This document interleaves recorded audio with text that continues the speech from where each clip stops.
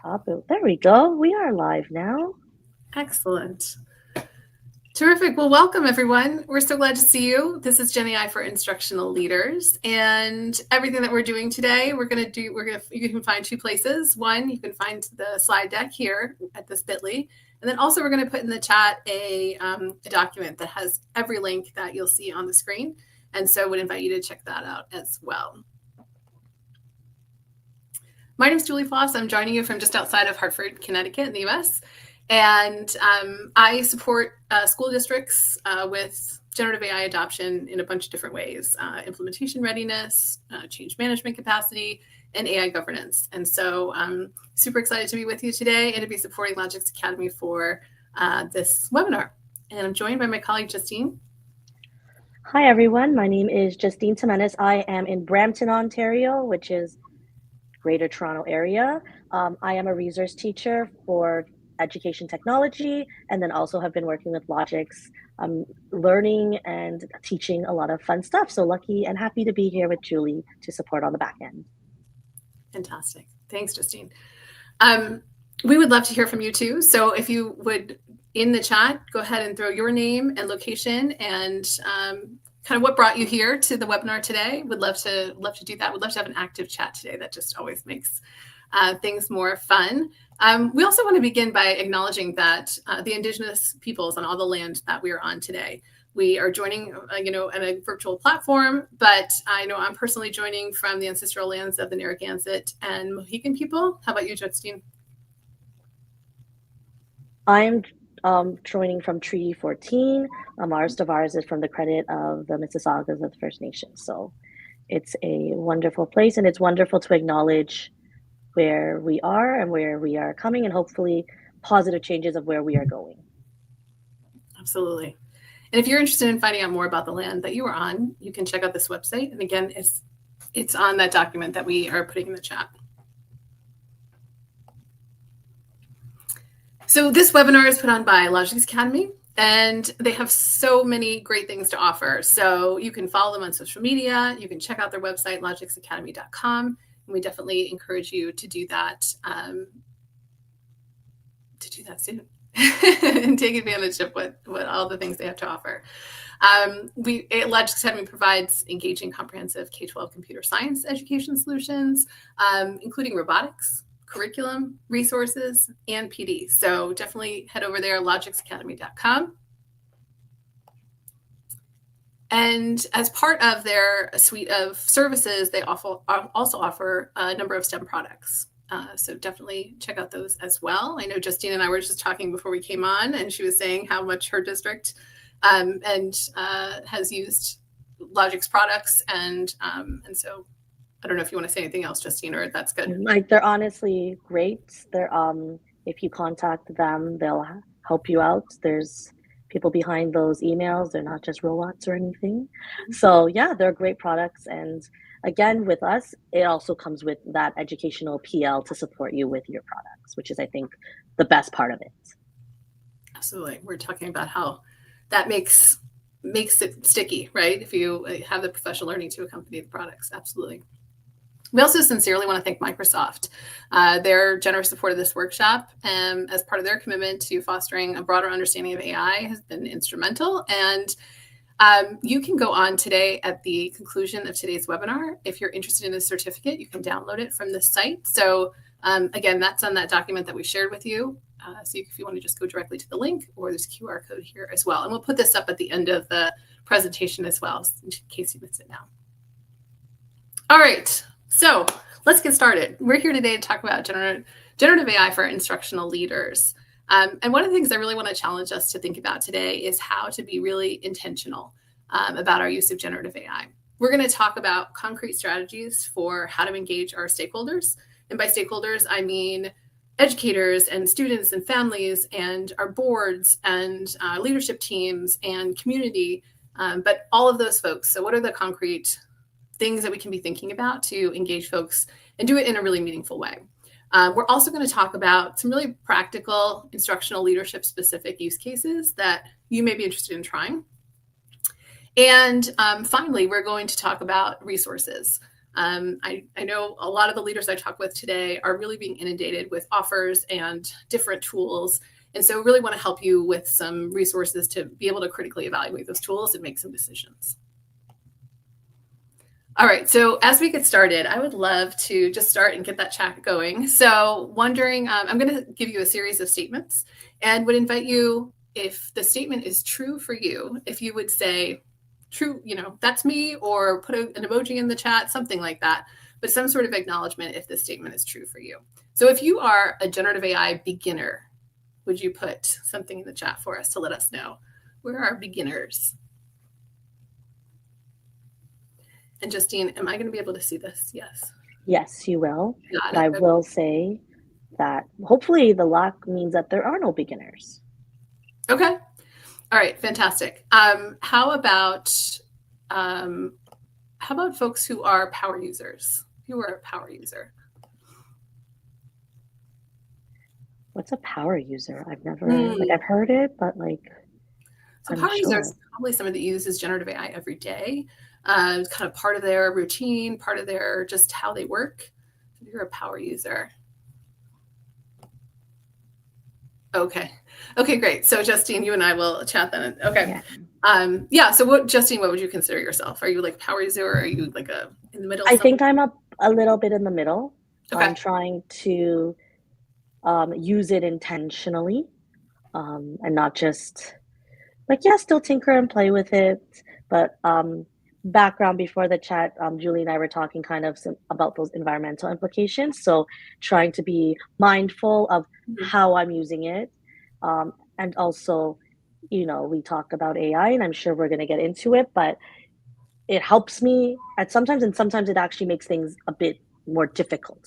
Yeah. So trying to still navigate, since it's newish, of when is the right time for me to use it. Okay, fantastic.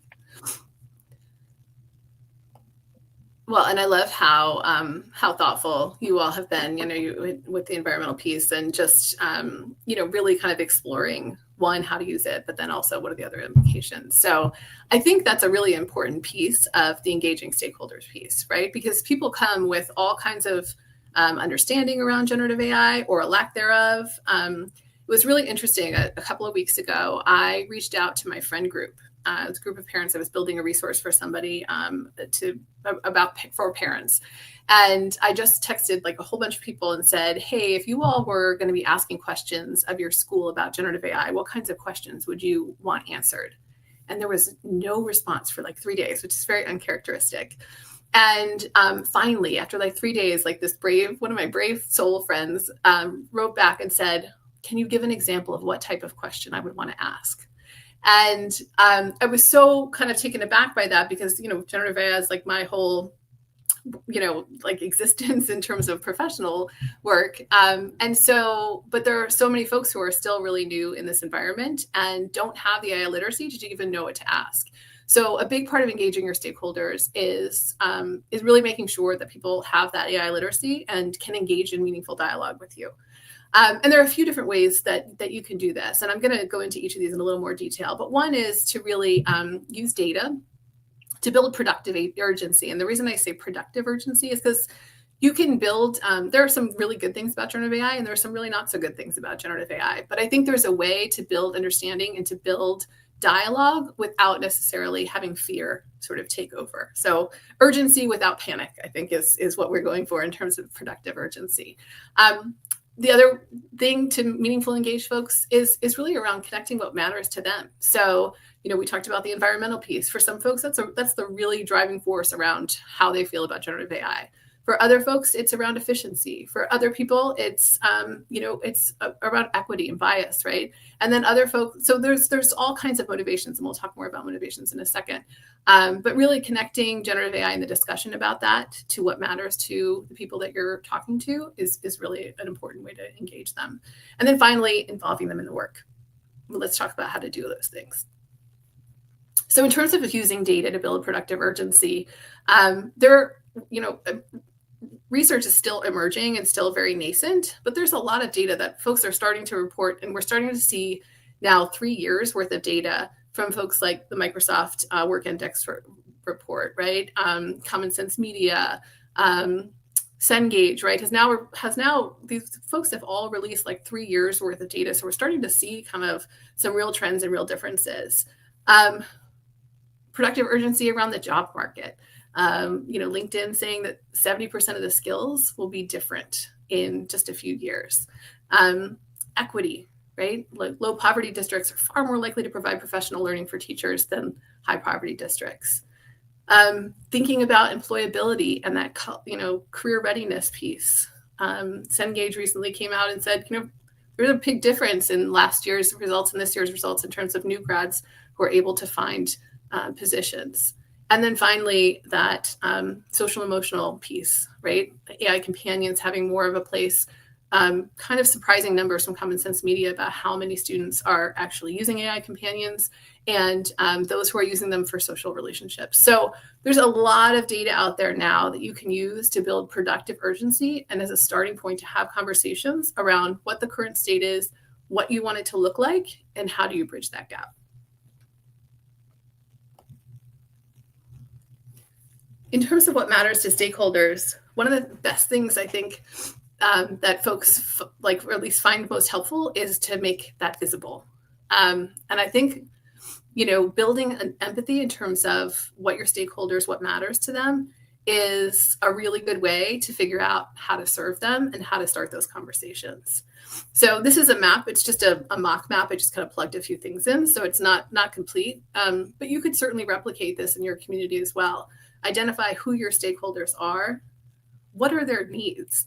There was a really interesting article out of a company called Guild, and they kind of built these like 4 quadrants of stakeholder needs, right? What's foundational AI literacy? And there are a number of frameworks out there now. OECD and code.org just released one. There's one from Digital Promise. UNESCO has an AI literacy framework. So there are lots of folks that are starting to define what AI literacy is. And so what is that foundational understanding that folks need? Another kind of literacy is around job embedded, right? We're going to talk about some of that today when we talk about those AI use cases for instructional leaders. Systems. So for leaders who are making decisions and starting to think not just about individual use, but systemically, how we weave generative AI into our strategic goals and decisions and things like that. And then finally, in that operations category, you might have folks that really need some technical literacy. So understanding like which of those buckets each of your stakeholders really needs in order to be successful. And then also understanding what your organization needs. So for students, that might be, responsible use. For educators, it might be how to verify learning when AI can do a lot of the assessments that we have currently, right? So some of those things, and really starting to understand what your organization needs and make that visible, but then also understand what the motivations of your stakeholders are. So students may be motivated by fairness. They may be motivated by that career connection, right? So like, what are those motivations and how does that help you then decide what kinds of opportunities you want to offer? And then the other one is worries. And again, you find those by engaging stakeholders in those community conversations and really starting to have dialogue with people. And then the opportunities would be like, okay, how are you actually getting people connected with the opportunities to learn based on what they need, what the organization needs, what their motivation is, and what their worries are. So I think that's just kind of a nice way to like map that out. And it's amazing what comes out when people do that. So would encourage you to kind of think through that as a way to really connect your messaging and these opportunities you're offering to the stakeholders in your community. The last piece is involving people in the work. So Justine, I don't know if you have an AI task force in your community, in your school? I am the AI task. My school, not just me, I have in my school board, we are the second biggest school board in Ontario, and we do actually have a department that has artificial intelligence in their name. And then there's a group of us that are responsible for going into the schools to support the educators there. And not just on artificial intelligence, anything that's connected to our board priorities, which obviously technology and educational technology is one of them. So yeah, that would be me. All right, fantastic. So, I mean, Justine is party of one. You have a large task, right? And there are districts that put in place, a one point person, and then there are folks that, have task forces that have a lot of different people. Would highly encourage districts and organizations to think about, kind of distributing that and really thinking about, okay, who are the people that we need engaged in this work in order to maximize its impact. I often encourage people to think about phases. Like in your first phase, if you're just getting started, then you're in the part where you're like building AI literacy for your task force. And maybe you're building some ethical principles to like guide your work. And maybe you're trying to shore up your security and, data practices and things like that. In like a middle phase, folks who have kind of been in it a while, maybe you're in this phase where you're starting to do some pilots, right? And you're kind of developing use cases or prioritizing use cases for your organization. And then folks who have been doing this for 3 years, you may be like full integration, right? And starting to think about purchases and enterprise versions of things and how to scale literacy, right? So you may need different people in your task force at different phases in your AI adoption journey. So be thinking about that. And it's, what are the kind of the thresholds that that you've sort of reached this next level and may need some different folks. So anyway, just an important kind of conversation or thing to think about. The other one is input and feedback. Everybody likes to share their input, right? Everybody wants to share their opinions. So really involving people in the opportunity to do that. Transparency builds trust. So how are you kind of telling people what you're doing? And really prioritizing like work in progress over perfection as you share and get feedback. And then finally, people love to learn together. So you can involve people by there's a lot of vulnerability in learning together, right? So as a leader, instructional leader, having opportunities where people are building shared learning together is a great way to involve folks in the work. So Justine, any like current challenge that you can think of related to engaging stakeholders, especially as a person sort of shouldering that? And I'm going to invite, we're having that conversation just to keep kind of the flow of this pace. But if anyone who is here wants to also join in, please feel free to post a comment in the chat. I think the current challenge that we are experiencing is that connection between school and the parent community and trying to, and I think whenever I talk about AI, I almost align it with when social media came into play. It's something right now where, especially for those younger grades, they're not supposed to technically have it if we think about the age restrictions, but we also know they do. So my board is very big on following those age restrictions and privacy security. So there are a lot of tools that are not approved on our lists, but we also, or it says like students are not allowed to use AI, but we also recognize they are. So how that's the current challenge that we're trying to face right now is how do we teach AI and expose students to AI, understanding that criticality piece and use, but also at the same time, in the schools, at least they're not technically allowed to use it. But there are great workarounds around that as well. I think sometimes we don't need to use the tool to understand the tool. And so, yeah, just those kind of things. Yeah, that's great. Well, those are the right conversations to be having for sure. And it sounds like you're doing that with practitioners, which is fantastic. Yeah, and I think also like I really loved one of the last slides where you did talk about like task force and work groups and talking about that plan of how we're implementing it. I think a lot of school districts, some school districts are doing a great job of, and maybe the educators might not agree with that, but a great job of holding back because they want to make sure on their end when it's time to present and time to implement, they have a strong plan. And other school boards have just gone in and like just went in head first and now dealing with that pullback or trying to pull back or trying to figure out where to go. And again, with the people that are holding back first and planning, their educators might be frustrated because they know like we're almost behind now. But then on the other hand, those who went head first, now we're also holding back of Oh, well, we didn't think about all these other issues that would arise in a lot, even though we knew they were coming, but in a logical and thoughtful way. So it's very interesting. And we know because AI and tech in general moves so fast. So you Yeah. do want to almost jump on, but you also, yeah, it's, especially with students when we know they are going to need the skill sets. Yeah. Yeah. Absolutely. It's a really hard balance to strike. I have a ton of empathy for school systems and instructional leaders right now who are navigating that balance for sure. But like you said, I mean, uh, you you've talked about being transparent about it, sort of that like learning and kind of talking about what you're learning at the same time is a great way to sort of navigate through that. So the other thing I think I heard in what you said, Justine, was you talked about like really intentionality, and that's sort of what I'd love to challenge us to think about as we think about these instructional leadership specific use cases. So I have a use case, just in case that's some familiar terminology. Use case is just how you interact with something to achieve a goal. So people are talking about using generative AI for personalized learning, for example. That's an example of use case. It's just sort of how you're choosing to use it.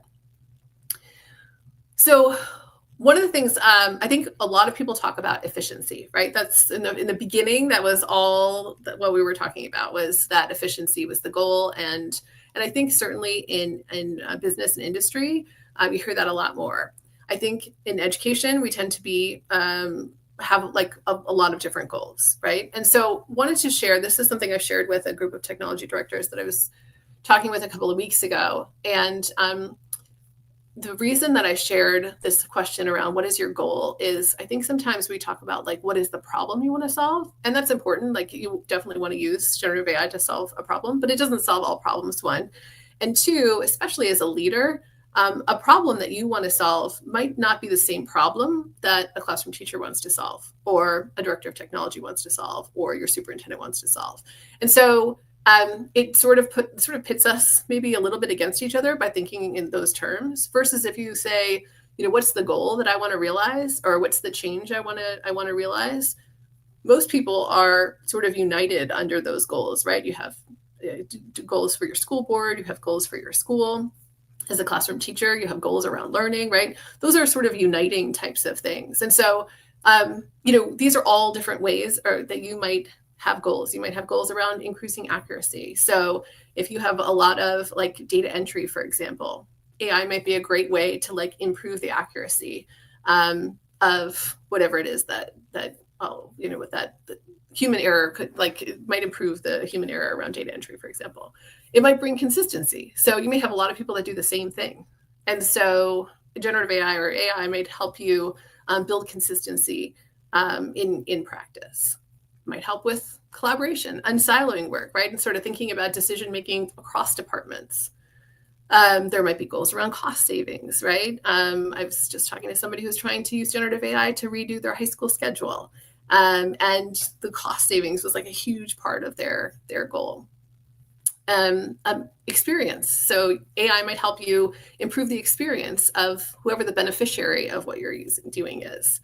Might help you with compliance and making sure that what you're doing is in line with different frameworks. And then finally, it might help you scale practice. So we're going to talk about a couple of these different goals today when we go through the use cases, but just something to think about in terms of how you frame your use. The other thing I want us to think about is what's our role as humans, and then what's the role of the AI. And the way to sort of be intentional about that, and have this like little template. Obviously, like there are plenty of times where you're just going to go in and use generative AI. You're not going to you're going to just use it for a specific, whatever your task is in front of you. I think I'm thinking about this from the perspective of, as an instructional leader, if you're leading use about generative AI in your building or district or organization, how can you help people think intentionally about which use cases to prioritize as you make decisions as sort of like a holistic organization? So let's try a few of these. So here's the first one. So I was talking to a group of principals a few weeks ago, and they talked about the volume of new research coming out, articles from different studies that are coming out, um, even just changes in different models and how to keep up with that. And so one of the use cases is that you could use generative AI for is to sort of help teachers take this research that's out there and make it actionable. In terms of goals to realize, well, if teachers were able to do that, then you'd build fidelity of like the teaching experience in your school, and you might also build improvement in the experience of students, right? If your goal was around making learning more engaging, for example, or whatever that is. If you were going to use, so there are all kinds of ways you could use generative AI to do this, right?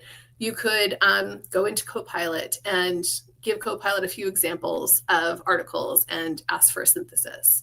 You could use like a notebook LM and put all the most recent data on a specific topic like UDL, like Universal Design for Learning or something like that, and start to ask questions about that. So there are a million different ways that you could use this.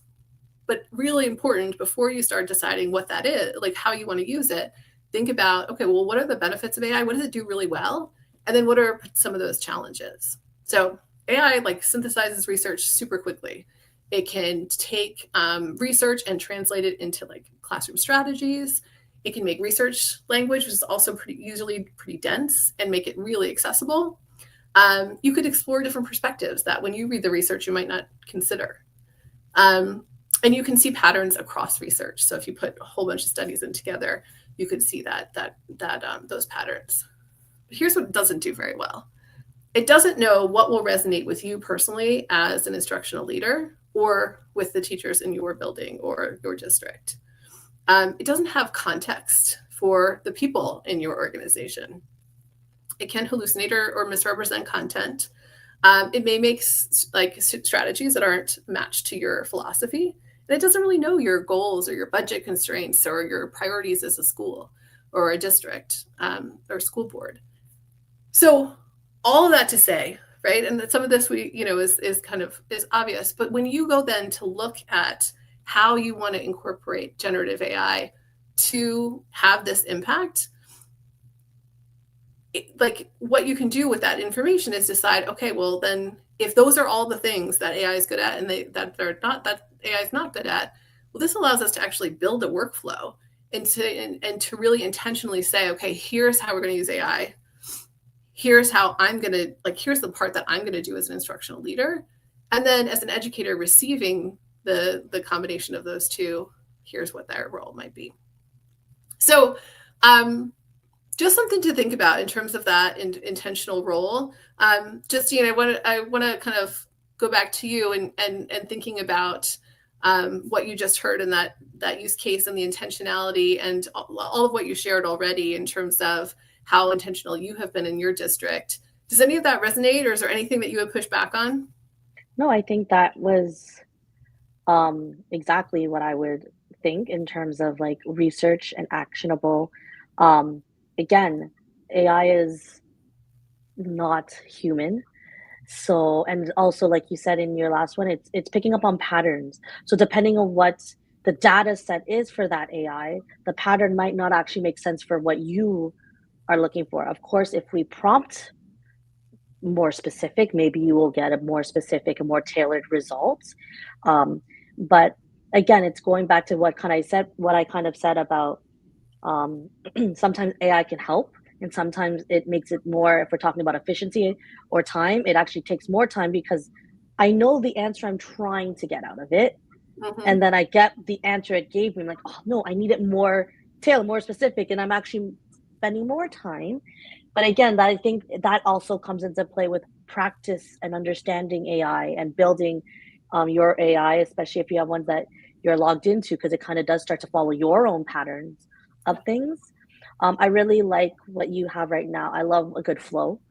And I think it's important to see the flow, and especially right now with education and how education is, going in both our countries, recognizing that AI has a role, and you as the educator, instructional leader, wherever you are in the education system, you have a role. So it's not a replacement of situations. The instructional leader education bring in that human elements, that part, like the verification part. It doesn't verify very well because it is just choosing patterns. Right. For myself as an educator, I'm going to know my students. So even though I might ask AI to support me with generating these ideas, organizing this information, I'm still the one that's going to have to assess and evaluate at the end of the day. And as much as I can use AI to support in that and give me examples to kind of maybe compare my students' work, I am the one who can still make sure that um, those personalization parts that my student has put in make sense, right? And that's not being filtered out because of AI. 100%. Yeah. I love that. Like the trajectory that you went through from like concern about AI taking jobs to a real, like, this is not the case, right? And if we're continue to be intentional about how we're using AI and really think about it, there's always a place for educators, instructional leaders, and stuff like that. So I think that was really good validation.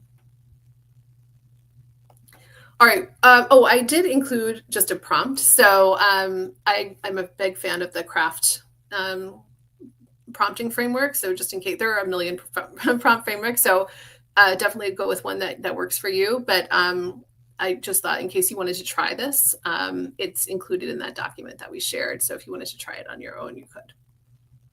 All right, we'll do one more just to kind of drive home the different goal piece.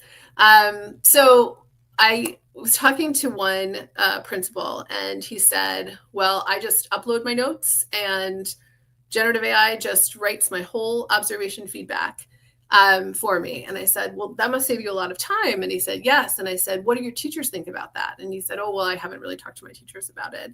And I said, well, how do you decide if the AI is right in terms of what its feedback is? And he, said, oh, I didn't really think about that. So it's so tempting. The efficiency piece is so tempting. And really want us to kind of think about that intentional piece, right? How do we not, to your point from the last slide, how do we not just offload and outsource everything to AI and really think about what it is we want? So one of the ways that we can do that is by really thinking about how do we like deepen the impact of evaluation feedback. So would that change the experience of my teachers that I'm evaluating? And would it change the impact on instruction?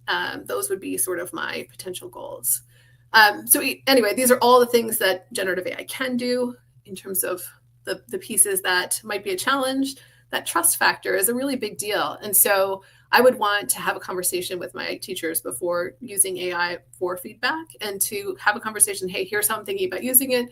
What do you think? And just make sure that is something that we kind of agree on and are mutually feel good about. Want to make sure that anything that goes into an AI system obviously is protecting confidentiality and the data of both the teacher in the classroom and the students in that classroom. Also, would really caution folks against vetting platforms. So any data that you share, who has access to that data? How long is it stored? Where does it go? So those are the types of questions too would want to make sure that folks are asking and being intentional about before uploading that information. And then really just thinking about the context, right? That's the other piece. That said, there are a ton of ways that you could use generative AI. One of my favorite ways is to actually use generative AI in a post-observation feedback with a teacher. So even thinking about, hey, here's the feedback that I gave, or here's the thing that an area I'm trying to grow in. Here's what I noticed in my students' work when I brought that work to, and I looked at it and reviewed it. What are some instructional practices that could help me shift so that I would have that impact, or that I could shift the results or outcomes for students, and really sort of thinking that's a deeper conversation around evaluation than I may be having already. So just something to think about. And then same thing, like when you go to actually build that workflow, really being intentional about picking, okay, based on all that, what I know, my relationship with the teacher, what is it that I'm going to actually use AI to do? And then what are the pieces that I need to make sure as an instructional leader I'm preserving? And then am I paying attention to the impact it's having? And how am I keeping track of that? So I know that the choices I'm making in terms of where I'm using AI and where I'm maintaining my presence as an instructional leader are having the intended impact. So really kind of looking at that along a continuum. something definitely I think we can do to be more intentional about our use. And then same thing. Here's a prompt. If you want to try it, go for it. But that's included in that document that I shared. Okay. So anything that shifted about your thinking just in terms of that conversation, Justine, or is that sort of how you've already been thinking about using I know generative? I think the thoughts were there, but I think the slides help bring it to action or like understanding how it is. I really liked the last one you did about evaluation feedback, especially if we're thinking about our instructional leaders, like our admin. In my board, we do, and I think it's a ministry, a province-based ministry where you do have to be evaluated as an educator. So these admin have to evaluate educators by a certain point. And I will say, most schools that I go to, those evaluations are always taking longer and longer, just because there is more put on the plate of admins in today's daily schooling. So this is a way to help them, but also, like you said, like what it can and can't do, those potential challenges, and reminding. I think when instructional leaders know that those are the challenges, then they can shift practice to make sure, okay, I can use it to get that feedback in a timely manner, right? I think that's the main part. We can't just feedback doesn't make sense if it's not provided back in a good amount of time to remember it. Um, and then this gives it more purpose. Like this isn't just the appraisal teacher, ours is called TPA, teacher performance appraisal. This isn't just happening because it's a checkbox, right? We have to do this the to-do list of all the things that admin have to do, but it is creating strong opportunities for educators to properly evaluate themselves and see where they're doing well in their practice and see where they can improve. And it becomes more of a thoughtful and meaningful process rather than just and a good quality practice rather than just okay, I got it done, right? As an educator, we do need to know what we're doing well in and what we can improve on, almost similar to like report cards for students, right? If it's not done, those comments, at least for me as an educator and as a parent, those comments are where I look. If they're done properly and if they're done with, again, that human aspect, right? If it was just done with AI, I'm going to look at these comments and think that teacher doesn't know my child.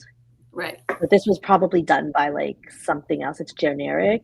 But when we're using our human self along with the AI to help with certain things, I think it makes the most efficient and meaningful tool. Yeah, absolutely. I love what you said about the timeliness piece, like that if it's really going to have impact, that it's got to be in a timely fashion. And I would love to see us sort of think about if just evaluation in general, like move away from like this idea of judgment and really toward this idea of like, how can we use the information we have to make a better experience for you as a teacher, students, For sure. everybody involved. So for sure. Yeah. Thank you. So the last piece to talk about just from the instructional leadership lens is around tools. And, the leaders I talk to are really being inundated with different tools and options. And it can be hard to decide to make decisions, and you only have so many resources at your disposal. So there are two resources I'd love to share with you. The first recommendation I have around critical evaluation of tools is to start with what you already have in place. So Justine, am I able to like click on that AI inventory to pull that up?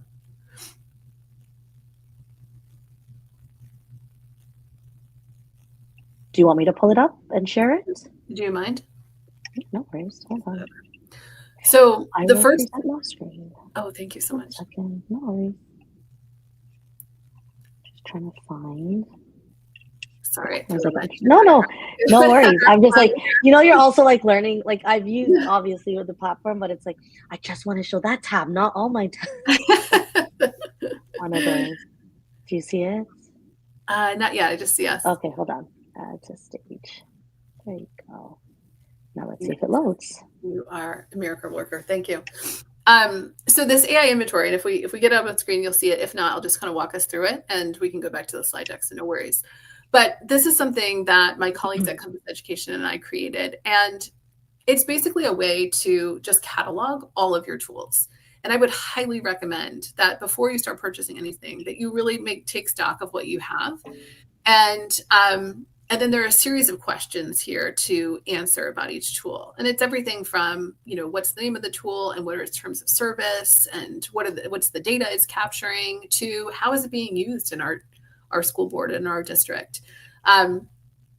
And so really starting to ask yourself those questions will help you just determine, like, one, has it changed? Like, there are so many platforms that are now AI enabled, and they've updated their terms of service, but we haven't necessarily updated our contracts. So even going back to and having conversations with vendors again, if there are changes, and then being kind of notified if there are changes that happen, just so you can make sure that all of the standards that you have in place are that they're up to date. I see.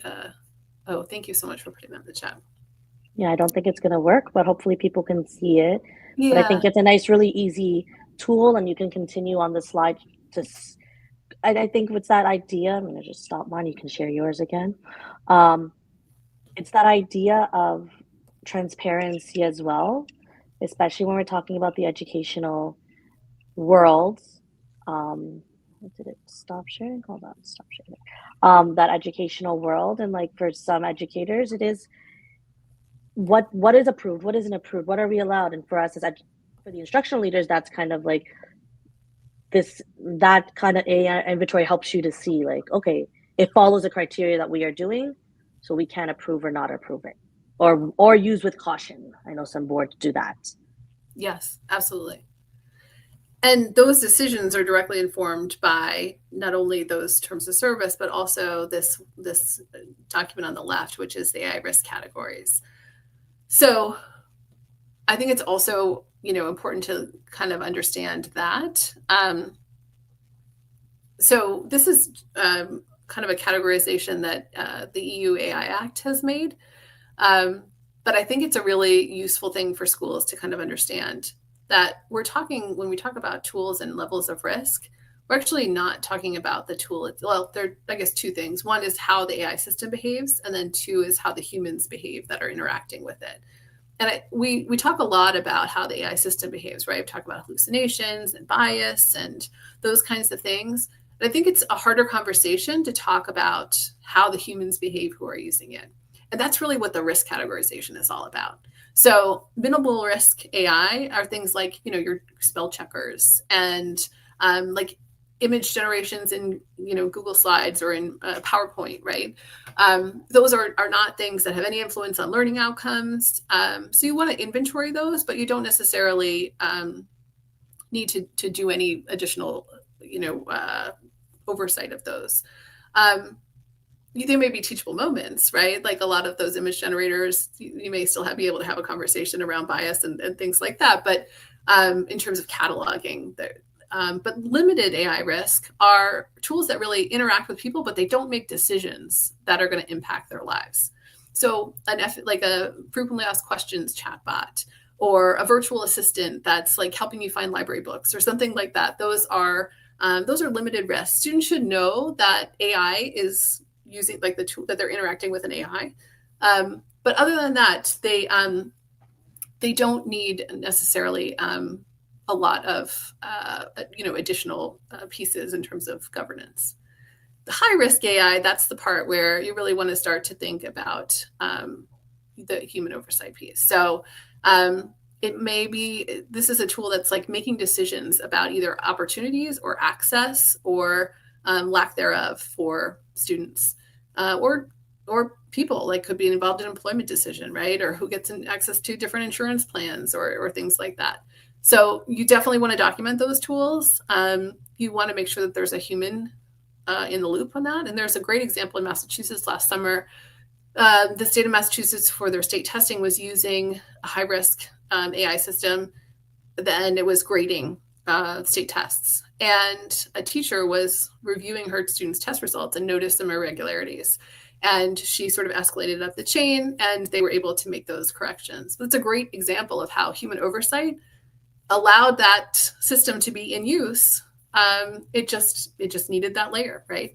So you definitely want to train staff on that. Definitely want to make sure that parents are informed that you're using it, that they have a mechanism to challenge any decision made by the AI with a human, and that again they know that there's that AI is being used to do those things.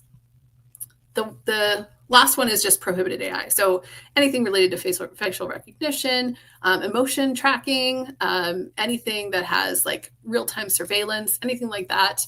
The EU AI Act absolutely prohibits that use. And you're starting to see some regulations coming out in Canada and the US as well. And so, really those are things you definitely don't want to have in place. So I hope that helps sort of think a little, just some of these things are things we haven't had to think about in schools, and some of them are things we have had and we just need to kind of shore up. So starting with what you have in place, and then beyond that, really thinking about, different questions to ask. What are the capabilities and limitations of this tool that we're thinking about using? Is it interoperable? How does it integrate with our existing tools? Does it meet our governance standards?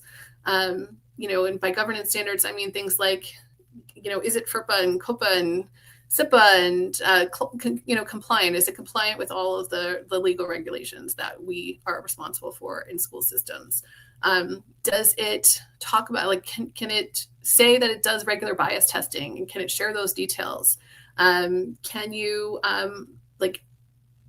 does it certify sort of what happens with the data? Can it tell you what it's doing with the data and how long it's keeping data, and that it's erasing it when the term of your service ends?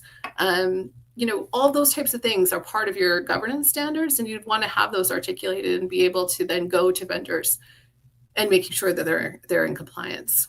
How comfortable is the organization with the level of risk it introduces that we just talked about? Does it meet our standards for accessibility? And does it further the learning goals that we have in our organization? So those are just some questions to kind of, as just a frontline resource to kind of evaluate and start to be thinking about once you are making decisions about what tools to bring in. I do want to talk about ghost tools. So Justine, are you familiar with ghost tools? So ghost tools are the free tools that are being used in our organizations because they're free. Have you heard the expression, if you don't buy the product, you are the product, or something to that effect, right? So our data is very, very valuable, especially to generative AI companies right now. And so really kind of shoring up and making sure that your AI literacy work and training involves teachers understanding and administrators understanding and student understanding of the importance of using vetted tools that are part of your board's approved tool list, and not using ghost tools which have not been vetted, are not part of the approved tool list. That just brings in additional security risk and for the people in your organization. So really making sure that's a part of your AI literacy training is an important call out. Can I just add as well, Julie? I think a lot of times, again, thinking about my role in a school board as an educator, and what's told to us, there's so many, especially with AI, there's so many different tools. Yes. And so as an educator, you feel like, oh, I have to teach all my kids these tools because then so that they're well versed in them. And it's like that idea of is that surface level understanding, or should we dive deep with the tool? And that idea, like you said, about capabilities and limitations, is there a point of me exposing my class to this tool if it's not going to support them in a way? And I think listening to you as well as other presentations that I've heard, sometimes we also have to put pedagogy at the front and recognize that it's not I have to teach the tool and then try to figure out how to create my curriculum or my lesson, but here's the lesson, here's the pedagogy at the forefront, and then okay, now what is the tool that my board approves, or that also looking at all these critical evaluations of the tool, which is going to be the best tool or tools, because we don't want to limit our students. Maybe there are a couple of tools that make more sense, one kid's better with this tool versus another, and then go from there. yes, it's nice to expose our students to all the different tools so they have it in their toolkit, but also being mindful of like, is this one that I have to really dive deep into, or just let them know and let them play around with it, and now they kind of know. So when it's time to do an actual task, they can decide for themselves which one makes the most sense. Love that. The whole thing from the pedagogy piece to even, I mean, I think the other thing that you're talking about there, and correct me if I'm wrong, but like, is it that we need to introduce the tool, or is it that we need to give kids like resources and protocols and processes in so that they can make decisions for themselves, and have the agency to say, oh, you know what, I know how to evaluate this, and one, to see if it actually does what I need it to do, because or, and then two, is it safe for me to use that, so yes, I love that, that call out to agency too, both for students and then for the adults as well. All right. Well, we covered a lot of ground. And so, Justine, I don't know if you have any final thoughts and reflections, knowing that you are kind of in this work every single day with folks. I will say, and again, Julie and I are talking kind of in the background. I did just come back from also a 2 day conference on AI. So thinking about everything that has been in my head from Thursday till now. Um, and I used to think that like AI was, and not that it's not all hard, but it's like, yes, just go. But now I think it's like, no, pause. There's that you need to really pause and reflect on the tool and reflect on, play around with it and all that, but pause and reflect on which tool am I going to expose my students to and the Mm-hmm. why behind that. And for instructional leaders, I think, again, we also want to just, these are great tools, let's go, but like pause and reflect on the implications of what it can be for those students if we expose them to certain tools and not think about that criticality piece Mm-hmm. um, to it. So I think that's where I am. It's not just going to be throw all these fun things or these shiny things that AI kind of is to my educators that I support and the students I support, but take a pause to reflect. And again, that idea of like the pedagogy comes first. So thinking about what are we doing in the classroom? What's the skill I'm supposed to be teaching my student, or what's the learning that's supposed to be happening?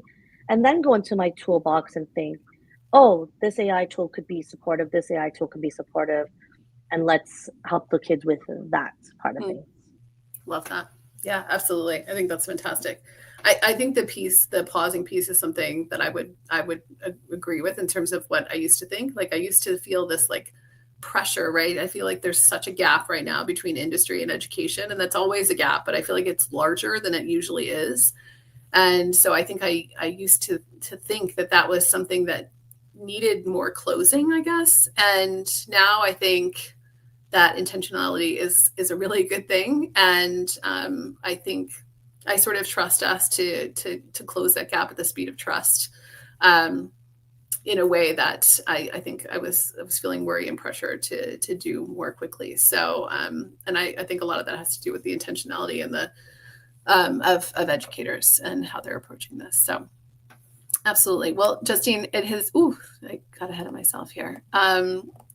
Thank you so much. It was really nice to talk to you, actually.